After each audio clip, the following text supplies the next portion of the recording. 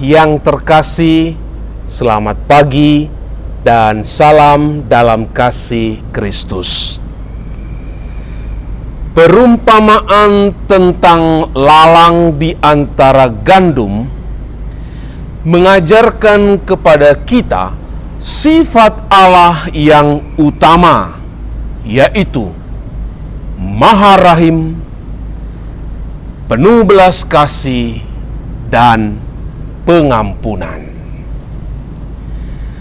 Justru kita yang menjadi tidak sabar dan cenderung mempersalahkan Allah yang tidak segera bertindak mencabut tanaman lalang atau orang jahat.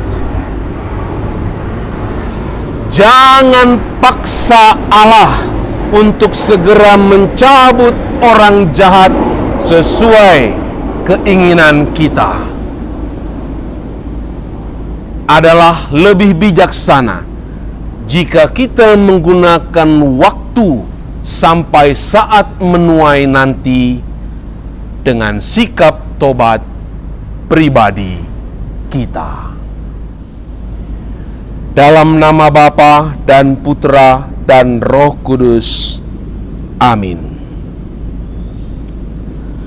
Allah Bapa yang Maha Baik, Yesus Putramu telah menaburkan benih yang baik dalam diri kami dan menjadikan kami sebagai benih yang baik di ladang dunia. Mampukan kami untuk bertahan di antara tanaman lalang dan tetap menghasilkan panenan yang baik di waktu menuai nanti.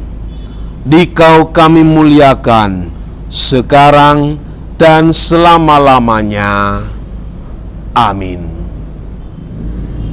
Tuhan bersamamu dan bersama rohmu. Inilah Injil Yesus Kristus menurut Matius. Dimuliakanlah Tuhan. Pada suatu hari, Yesus meninggalkan orang banyak lalu pulang.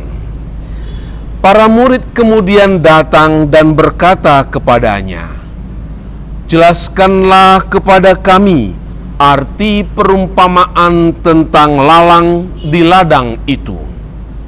Yesus menjawab, "Orang yang menaburkan benih baik ialah Anak Manusia.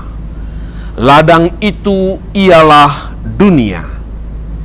Benih yang baik adalah anak-anak kerajaan, dan lalang adalah anak-anak si jahat.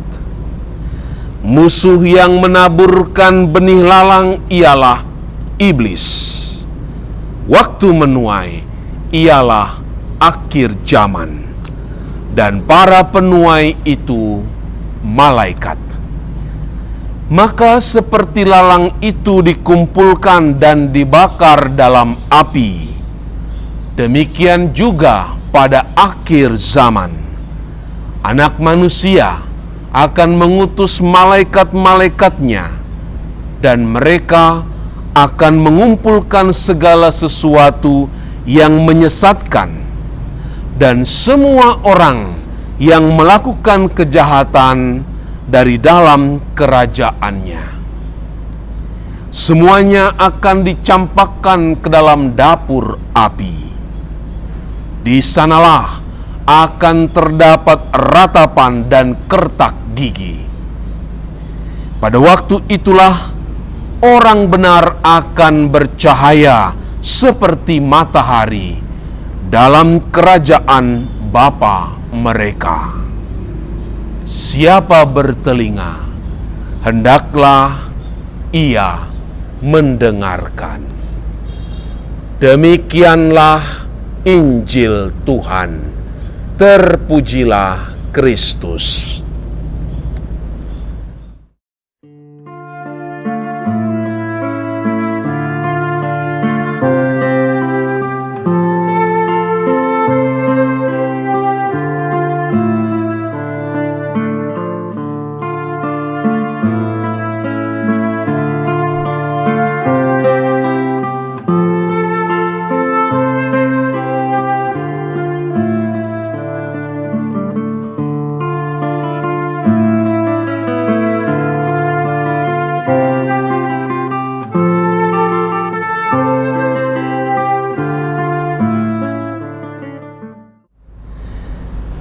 Umat Allah yang terkasih, Yesus Sang Anak Manusia menaburkan segala benih yang baik, bahkan hidupnya pun diberikan ke dalam hidup kita. Sakramen baptis, ekaristi, krisma, perkawinan merupakan benih-benih baik yang Yesus taburkan ke dalam hidup kita. Yesus menaburkan kita juga sebagai benih yang baik di ladang kehidupan ini. Berjalan seiringnya waktu, si jahat pun menebarkan benih tanaman lalang supaya bertumbuh bersamaan dengan kita. Tumbuh berdampingan dengan lalang menjadikan kita wajib memelihara kualitas baik yang sudah ada di dalam diri kita. Kita wajib berlaku benar, memelihara kebaikan, dan menghasilkan buah-buah kebajikan di ladang kehidupan ini, supaya waktu panen nanti kita boleh dikumpulkan dalam lumbung kerajaan surga. Waktu untuk menuai belumlah tiba. Ini menjadi kesempatan yang penuh pengharapan untuk selalu hidup baik. Namun, dalam segala kelemahan manusiawi kita bisa jatuh ke dalam dosa. Waktu ini adalah saat yang penuh rahmat untuk bertobat.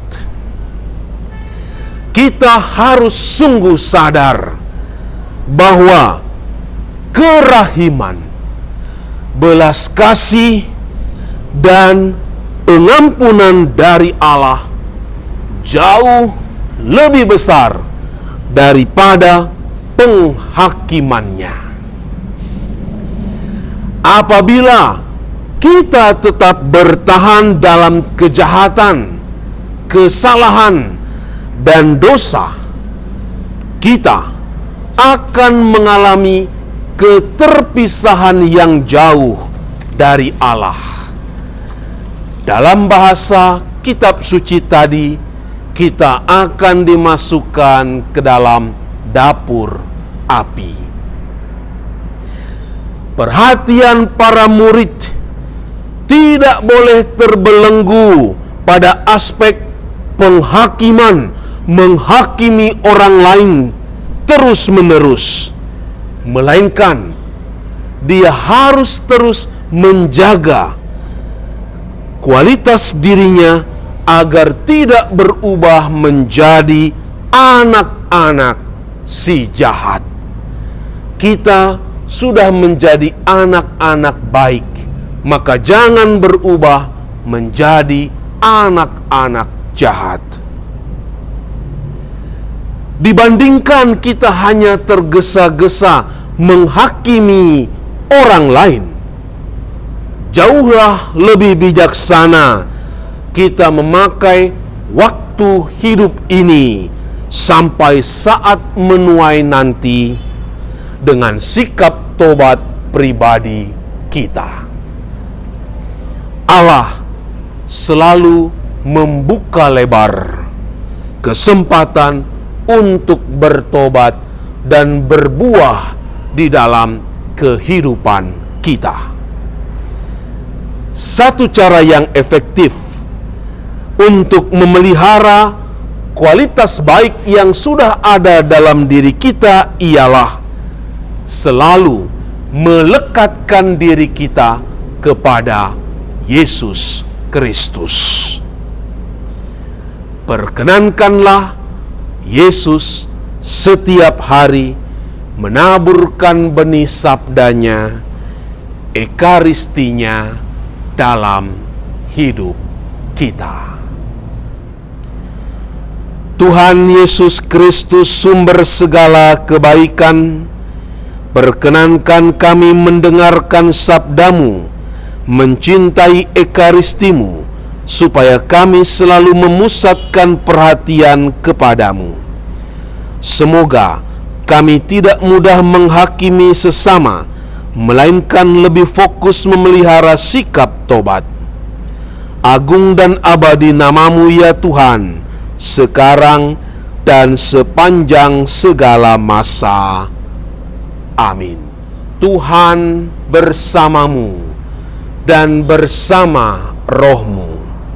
Semoga saudara-saudari tetap bertumbuh sebagai gandum yang baik dan selalu melekatkan diri kepada Yesus Kristus. Dan kita diberkati oleh Allah yang Maha Kuasa, Bapa dan Putera dan Roh Kudus. Amin.